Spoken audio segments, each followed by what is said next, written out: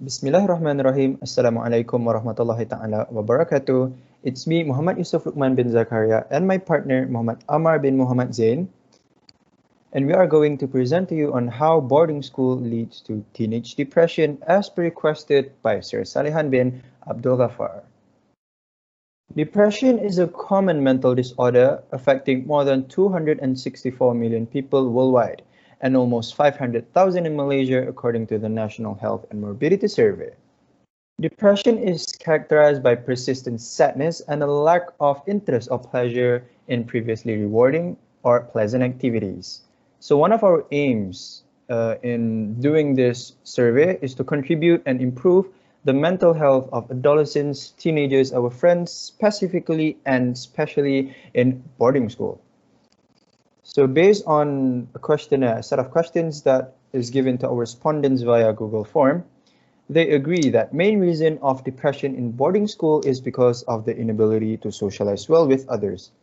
Most of them, the alumni and existing students of boarding school, says that all institution needs to improve their system to prioritize students' mental health as the best solution. So moving on to our findings. So one of the questions was, does our respondents face depression when in boarding school?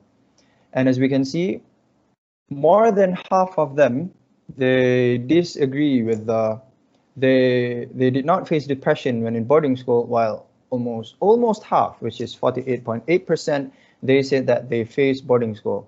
And so if we rationalize this, we would get like in 2 to 3 people who are facing depression back in boarding school or who are still in boarding school, and that could easily be correlated with the National Health and Morbidity Survey 2017, again, in which they state that 1 in 5 of adolescents are depressed, but they did it in a larger scale.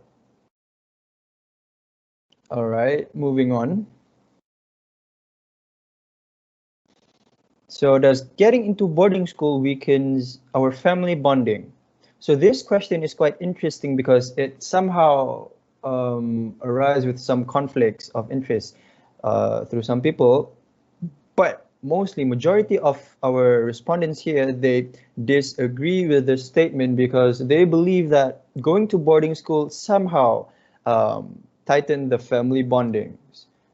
I am a part of them because I believe that when in boarding school, we spend most of our time with our friends, and when the time comes for us to hang out, to socialize with our family, we will actually cherish that moment and we want to make full use of it. So that is why for that, even that short period of time, we would have the most quality out of it. So that is why we believe that getting into boarding school does not weaken our family bonding. So proceeding, does our respondent think they would still send their children to boarding school on one fine day? So it is very clear that 91.7% would send their children to boarding schools such as MRSMs and SBPs and other stuff and other sorts because we are pretty sure that they have weighed the pros and the cons for their children, which gonna prepare them better to face the hustle and bustle of life, the reality of life. And by that, I am going to pass the floor over to my partner, Muhammad Ammar. You may continue. Okay, thank you, my partner, Yusuf Luqman. Bismillahirrahmanirrahim. Assalamualaikum warahmatullahi wabarakatuh. My name is Ammar bin Muhammad Zain, and I'm going to continue what my friend has presented just now. And we are going to move to the fourth of findings, which is we ask our respondents whether the rules in boarding schools lead to their depression. So we can see that 41% agree, and the majority of them agree that the rules in boarding school lead to their stress. I think this is because the rules are strict and the schedule in boarding schools are a bit tight. And we are moving on to the fifth findings. The school's events lessen the stress on students in boarding school. And events in this context are referring to such as sports day, and open day, and many more. And I, we can see that the majority of them, 37.3% and 36.1%, agree with this statement. And I will also agree with them because, as we can see, uh, as we attend this event, we can free our mind and forget a while about our study, and we can socialize more with our friends, and this will lessen the stress that we are facing. And moving on, the sixth finding, uh, we ask our respondents whether having a position in boarding school leads to their stress or depression. So this is surprisingly, we get agree and neutral of the same percentage, which is 34.9%.